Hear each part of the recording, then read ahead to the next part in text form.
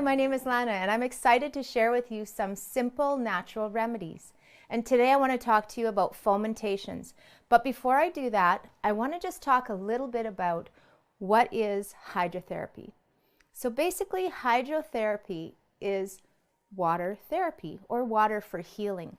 And when you apply cold and hot water to the skin, there is different forms of reaction that happens within the organs. So sometimes even when you have really bad stomach cramps, you can apply cold or hot to your abdomen and you will feel relief because the blood will start to go to the surface of the skin.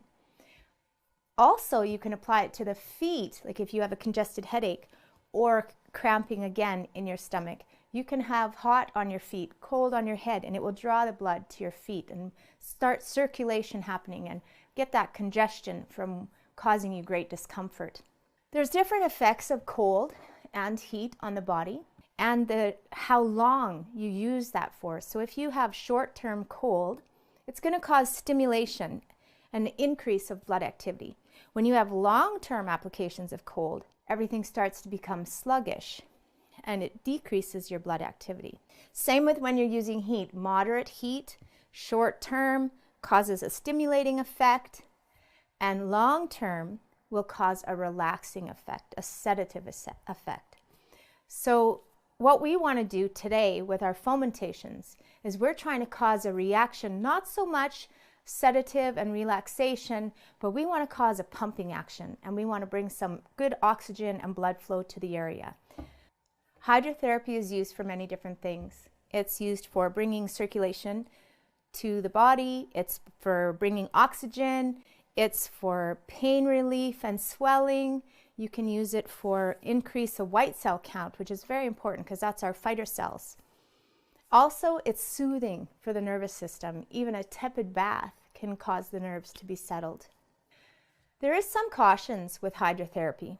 Diabetics, especially insulin-dependent diabetics who have developed an arterial disease, which causes a decrease of flow in the blood of the extremities. And when you're adding the hot water to the extremities, it actually can cause a debilitating effect for those people.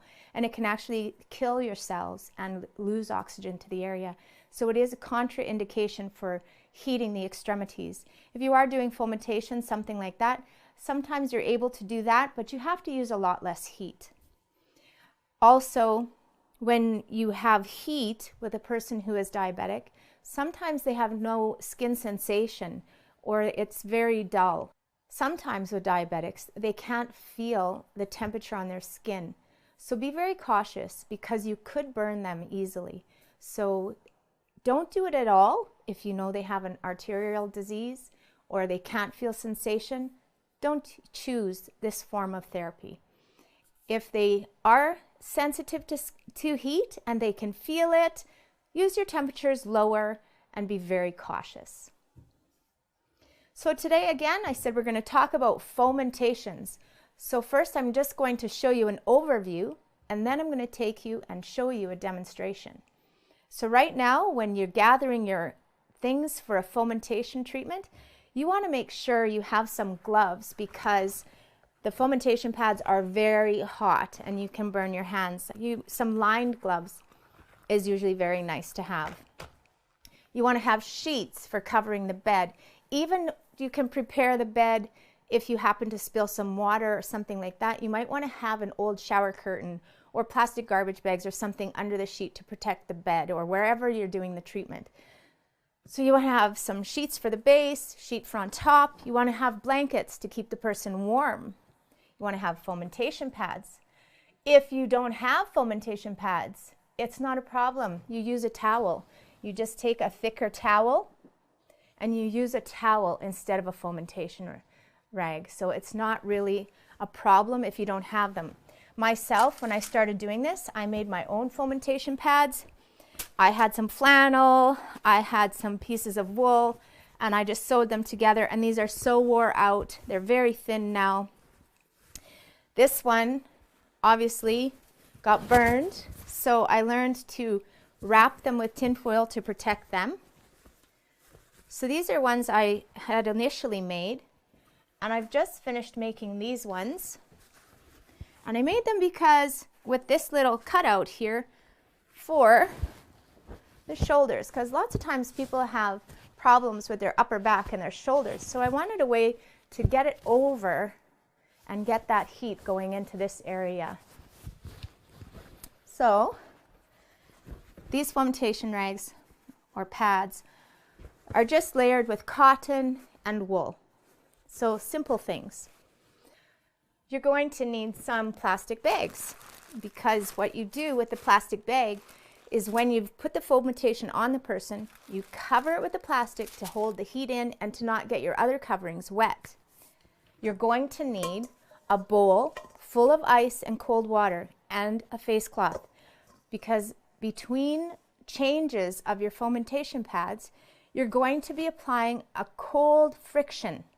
You don't have to lay the cloth on the person and just make sure it's all laying there for a few minutes. You just quickly get your cloth, wring it, and frisk the person and cool off the area. You're going to need enough towels, because you need a dry towel for every change, because usually when you put the dry towel down and then you put your fomentation, it gets very moist. So a moist towel is going to cause that heat to be conducted to the skin quicker, and the potential for burning can happen. So that's why you usually have a dry towel for each change of fomentation.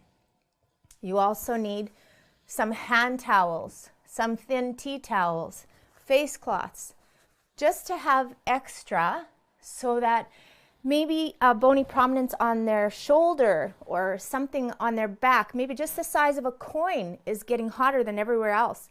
Then you want to take a face cloth or a tea towel or a hand towel and just get it to that area that they're saying is hot.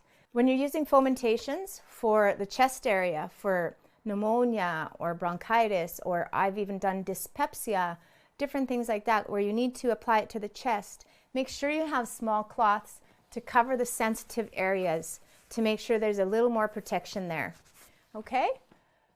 So let's go over, we need water. Here's one more thing we need to remember. When you are doing a heating therapy, make sure you always have water on hand so that you can offer them water so that they don't feel uncomfortable or dehydrated while they're going through the treatment. Also, something you're going to need is some tin foil to protect your fomentation pads. So, before I show you what to do with this fomentation pad, I am going to just run through quickly the indications for using this treatment. And you know, it's not limited to what I'm saying here. It can be used for plenty of things. One thing, however, you never want to do fomentations for is where there's a blockage of circulation, carpal tunnel. Not a good idea, because you're going to cause a lot more pain.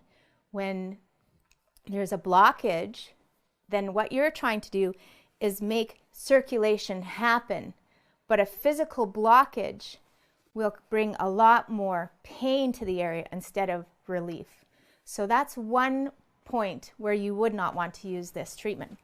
So indications for fomentations would be pain from your nerves or joints, muscle tension and pain, insomnia, to warm tissue in preparation for massage, to prepare for a cold procedure as a cold plunge, for chest congestion, coming on of a cold, or you have a cold, or bronchitis, or pneumonia, or pleurisy. Nervousness, you can do sedative fomentations to the spine. And also fomentations can be used just to induce sweating and to expel toxins from the system. Contraindications for using fomentations would be people who cannot feel heat, someone who's paralyzed, someone who's unconscious. Do not use it on the legs or feet of a diabetic. You wouldn't want to use this for edema or varicose veins, advanced vascular disease, people who have a tendency to bleed, or for stomach or bowel ulcers. Again, one thing I would like to say though, when it talks about contraindications being paralysis, I have used fomentations as part of a regime that I've done on people with paralysis. So incorporated in with skin brushing, massage, exercise, I used fomentations very cautiously. I made sure I touched the fomentation to my face first so that it wouldn't burn the person. I made sure that I put my arm underneath with the fomentation on top, making sure that I felt what they could feel. Always being very cautious. I did not have the same heat for that type of situation as I do for others. And I had great results. God really blessed. So there are times where you can use fomentations on someone with paralysis with your great caution, great caution. So now that I've talked to you about the indications and contraindications, I just want to show you how I would wrap and prepare the fomentation pad before going into the treatment room. So I'm going to take you over here with me to the sink. We're going to get some water on our pad. You want to make sure that you get the whole pad with water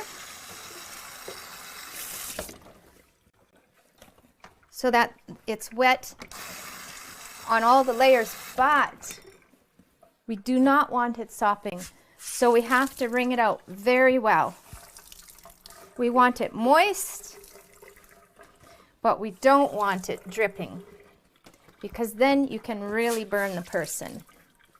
So you can see I'm wringing the fomentation pad till it's not able to get any more water out.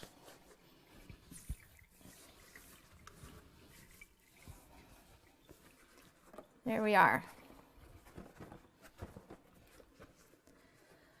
Now I'm going to bring it back over here. Actually, maybe what I'll do is I'll just bring my tin foil to myself over here.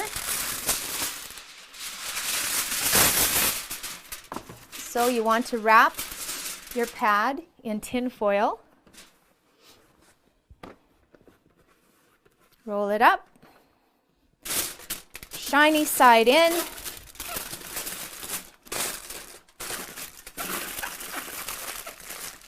Now, you can warm your fomentation pads in many different ways. You can use the method I'm using right now by wrapping it in tin foil.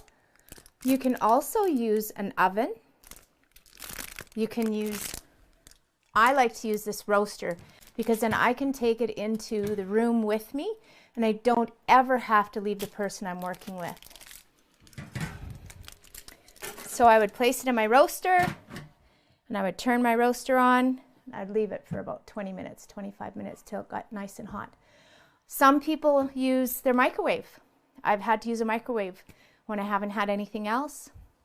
Wring it out, actually put it in a plastic bag, then place it in the microwave, take it out, and use it to treat your person. Some people use boiling water in a pot, and they take the pot, put the ends of the towel in, and wring the towel on the corner ends, and then they just use it like straight like that from boiling water. But I prefer this method. I feel it's much safer and it's easier for me. So now that I've shown you how to prepare the fomentation pad, I just want to talk to you a little bit about the treatment room. So when you go in to work with somebody, I want you to make sure that you are always calm, that the room is neat, that you have things ready, all your things are gathered, that you pray with the person beforehand. Always ask them if they're comfortable with you praying. Many times they are very happy for your prayers. I also want to make sure that you, when you're in the treatment room, especially when you're working with someone on their chest or where they have to be exposed, make sure you try not to make them feel uncomfortable by making jokes or being silly. Sometimes when you're new doing this, you may feel a little uncomfortable because you have to work with them in areas that they're exposed. Again, you just want to make sure that you are helping the person you're working with to feel comfortable so that they can feel your love, they can feel Christ's love through you, and that they can feel that they have hope and encouragement when they're having this treatment. So now what I want to do is I want to take you into the treatment room and show you how to do fomentations. Hi, and welcome to our demonstration on fomentations. Today I'm actually going to do the full fomentation treatment because fomentations is something that I feel person really needs to pay attention to because you can burn the person.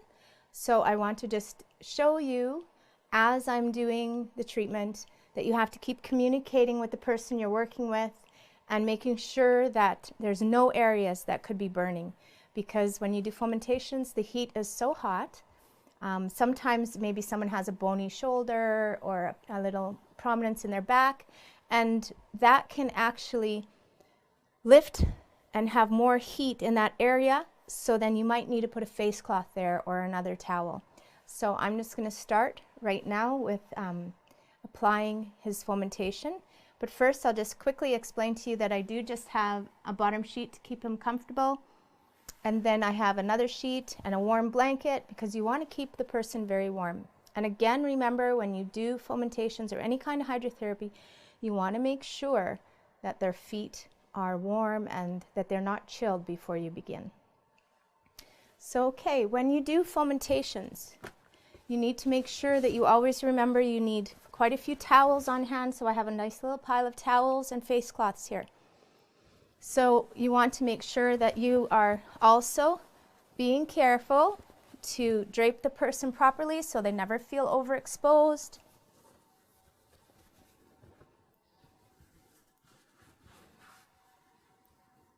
So I have a double thickness of a thicker towel here.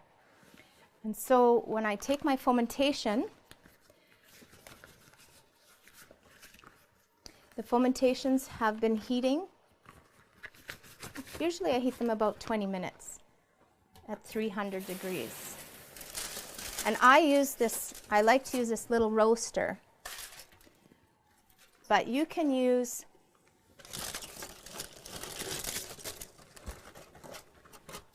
want to make sure there's no excess. All right, so it's going to be very hot, so please be alert. If it comes through quite quickly, sometimes the towels are thinner than other towels.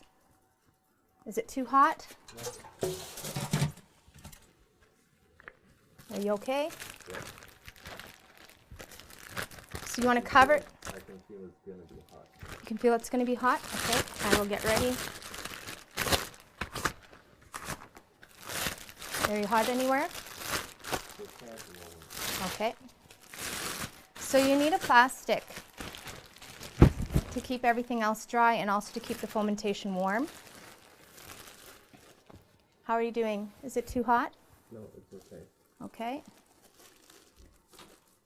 You want to make sure that you're always talking to the person, especially in the first minute. First minute, I've just got a little timer here. So I just want to make sure that I'm timing the fomentation pad. 3 to 5 minutes. So you want to be going 3 to 5 minutes. Are you still all right? Mm-hmm. It's not too hot anywhere on any one little, even like the size of a coin? On my shoulder. On your shoulder? So he said his shoulder is a little bit warm. So we want to just take and put a towel. Am I getting the right spot? Like right on the top of the shoulders, both sides. Both sides? Mm-hmm. Okay. You okay? Mm-hmm.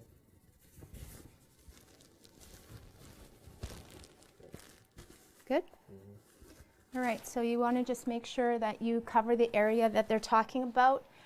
Sometimes you can even take and just lift the pad a little bit and just flip it in the air and then put it back down, and that's enough. But that also loses your heat, and you want to keep the heat in the pad as long as you can. So 3 to 5 minutes is what we do. And what we're looking for is to draw the blood to the surface. And when on the first one you don't always see a pinking of the skin. But by the second and third fomentation, you will start to see the skin start to pink. If the skin is looking rumply, like a little dimples, then it's way too hot in that area. then make sure that you take and put a face cloth there or another thin material to protect the skin there. Everything is still okay? All right. So I have done this treatment on people with dyspepsia and insomnia. And the lady, I would go to her house every evening about 9 o'clock and do her treatments onto her chest. I did about 6 changes though for her. So every time I'd go, I would do 6 changes. And by the time I was getting to the end of the changes, she was very relaxed and she was able to fall asleep. I would have to wake her to do the cold. So with that, it helped her to overcome the insomnia because it became a habit to go to sleep every evening at that certain time. And plus her dyspepsia after 3 weeks of treatment, and she had the dyspepsia for 3 years, that it overcame her dyspepsia. So God has simple remedies that work very well if we use them properly. So now we're going to take and remove the hot pad and we're going to ice. So I like to prepare my cloth. So you have to make sure you have a little bucket of ice water right beside you, ready to go. You don't need to wring your cloth too much.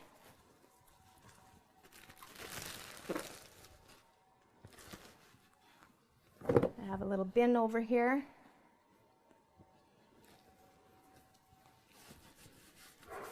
You just quickly scruff.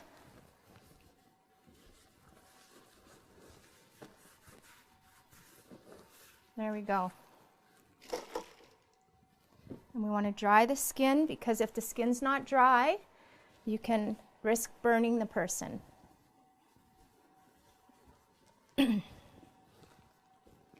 So because that towel, this towel is now moist from the fomentation. So now we want a secondary towel that's dry.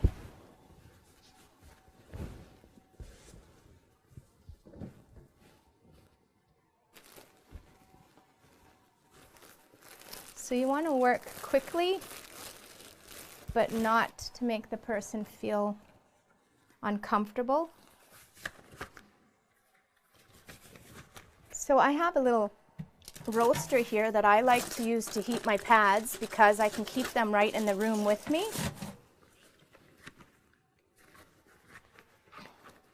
But you can heat them in, I've heated them in the microwave. You put them in a plastic bag first when you heat them in the microwave. I've heated them in the oven. I wrap them in tin foil and heat them in the oven. Sometimes I have them in tin foil in this roaster as well. Are you okay?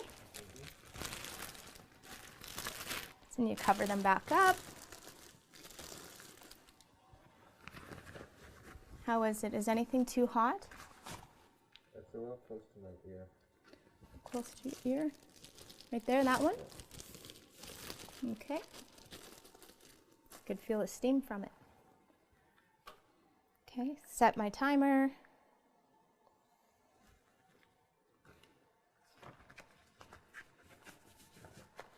So in the first minute, you really have to pay attention. So make sure you're always talking to the person you're working with and making sure that they are not getting too hot in one spot or another. So how are you feeling? Is there any spots that are too hot? It's good right now. It's good right now?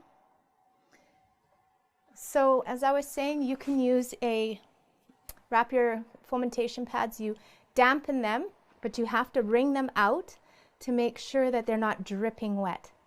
Because it's the steam that you want. You don't want water to then also be going down onto the body. And the steam too, that's why we have a double layer.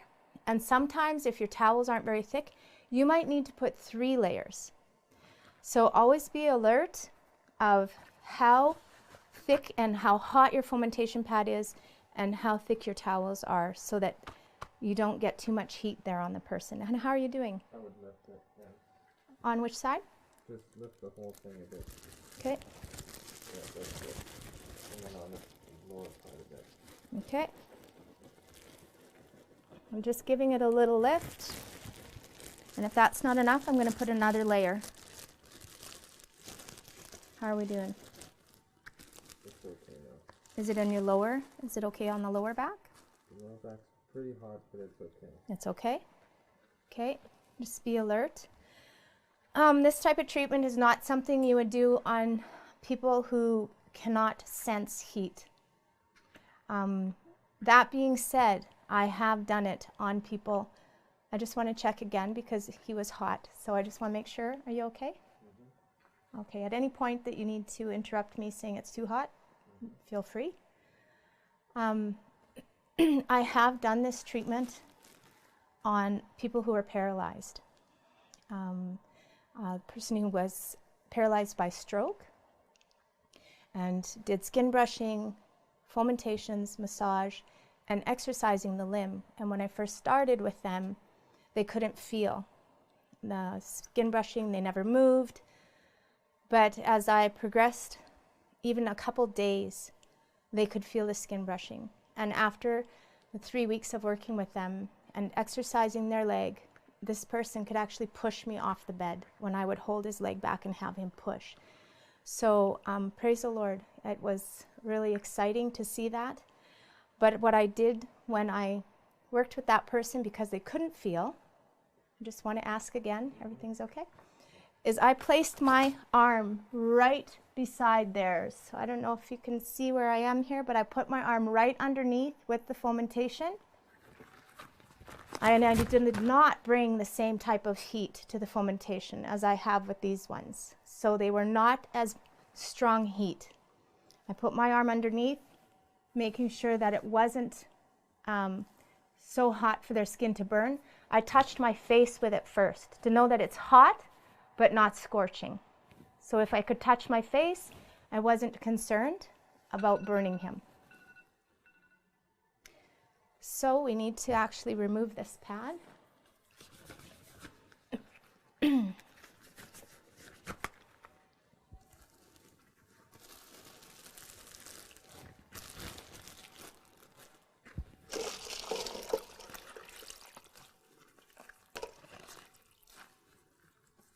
All right, you ready? We're going to come with the cold now.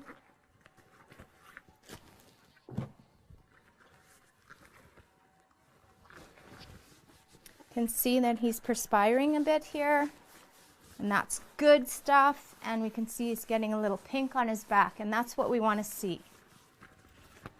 And we can see that he didn't really wince with the cold this time, so we know it's starting to feel good when you get the cold.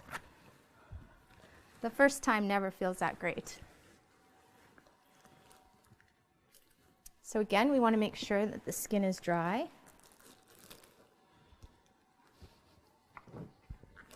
And again, I'm going to cover him with a new dry towel.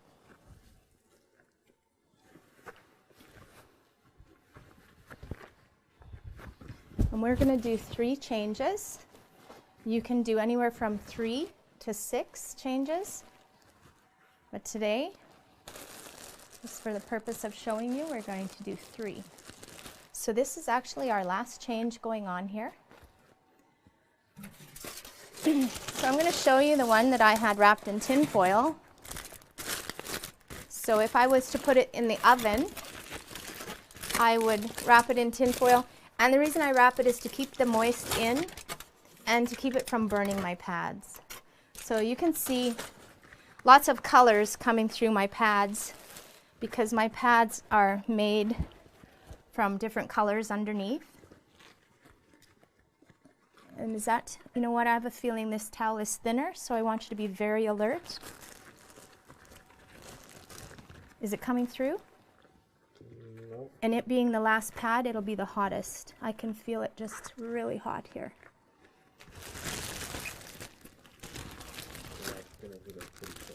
Yeah, I'm going to get ready with another towel. I'm going to remove my gloves so I can work easier. Okay. I'm going to just put a whole nother layer underneath, all right? Yeah.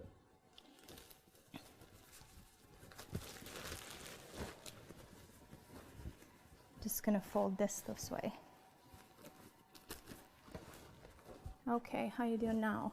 Okay.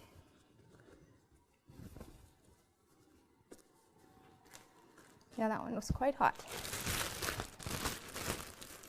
All right, is the heat coming through now, or did I get too thick? Good? Okay.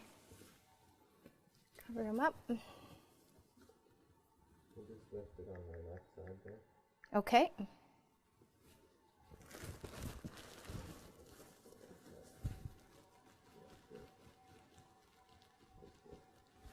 Okay, I can put something there if you need. I'll just fold the corner in. All right. So I was saying about the gentleman who had paralysis. I made sure my arm was underneath.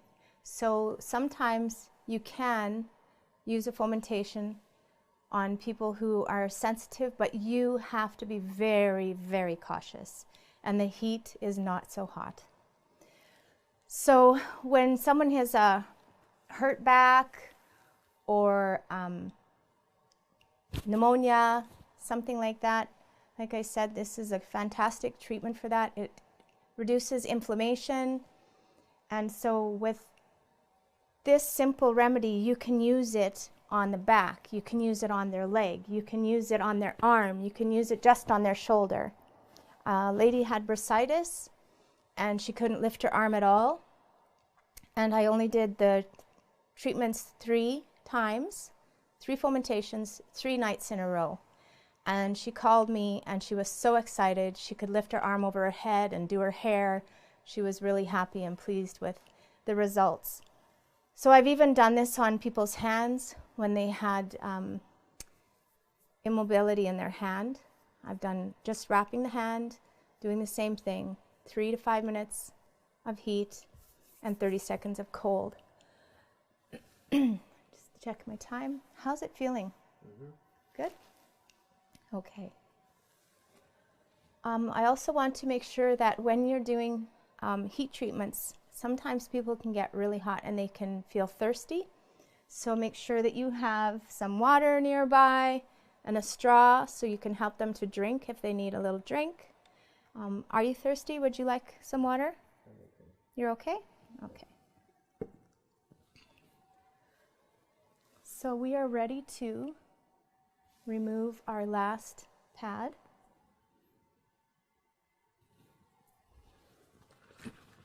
Make sure you have something to protect your hands when you're doing the heat, especially. It's also nice for the cold. But sometimes I just bear the cold on my own hands so they don't have to suffer alone.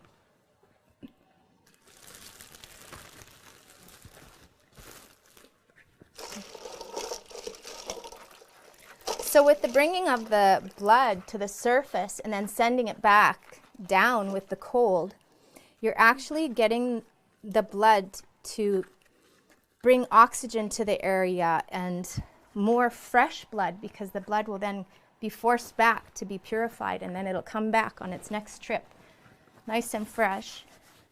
So it brings healing. It can actually stimulate, well, tissue growth. I found I had a 25-year-old injury. You can see it's quite pink here. That's a good color. I had a 25-year-old injury in my shoulder that caused me a lot of pain, and I had a lot of headaches from that. And I had these treatments done to me for 3 weeks, and it took care of that shoulder injury. So I no longer have to worry like if I was to do exercising. As soon as I would start exercising, that shoulder would flare up and I'd have a headache for sure.